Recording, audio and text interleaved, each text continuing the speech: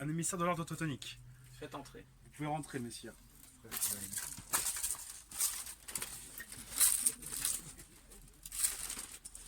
Le bonjour à vous, monseigneur. Le bonjour à vous également. Quel bon vent vous amène dans nos contrées de l'Ouest. Monseigneur de Fougères, je suis ici un émissaire de l'ordre teutonique. Je suis venu vous solliciter votre aide pour les croisades contre les païens du royaume de Lituanie. Comme vous avez peut-être entendu, dernièrement, le grand-duc de Lituanie, Witold, s'est retourné contre nous.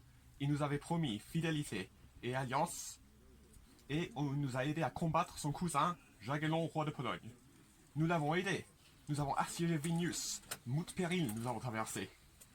Mes émissaires m'ont raconté, effectivement. Et malgré tout, les Vytautas a quand même fini dans un accord secret avec son cousin. Il s'est retourné contre nous, et ces hommes ont tué les nôtres et brûlé tous les châteaux que nous avions construits en Lituanie. Nous aurons donc besoin de lancer une nouvelle croisade contre ces infidèles, pour les sévir de leur impudence, de leur trahison, et ainsi finir le dernier royaume païen d'Europe, et finir notre grande mission, qui est de faire de rendre l'Europe un monde chrétien. Je viens donc solliciter votre aide, messire de Fougères. Nous nous rappelons bien de votre présence en Prusse, aux côtés de votre maître de l'époque, messire Régnier-Pau, que nous avions appelé Palamède pour son vaillance. Avec nos côtés, vous aviez combattu en Prusse. Nous avions assiégé Vilnius. Beaucoup de Lituaniens et de Polonais nous avions tués. Oui, Nous espérons que votre ardeur de croisade reste encore et que nous feriez l'honneur, pour nous et pour votre âme, de venir nous aider avec tous les hommes que vous pouvez rassembler, combattre en Prusse contre les infidèles de Lituanie. C'est-à-dire que dans tous les cas, vous avez fait une fort longue route pour venir me trouver. C'est un honneur de savoir que l'ordre teutonique s'inquiète de mon soutien. 4 semaines j'ai voyagé.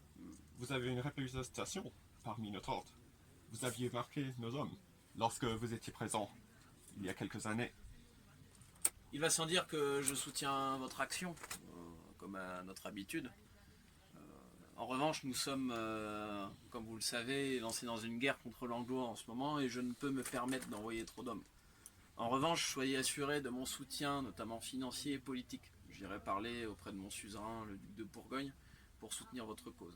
Ah, le duc de Bourgogne est un nom allié de notre ordre. Je vous remercie.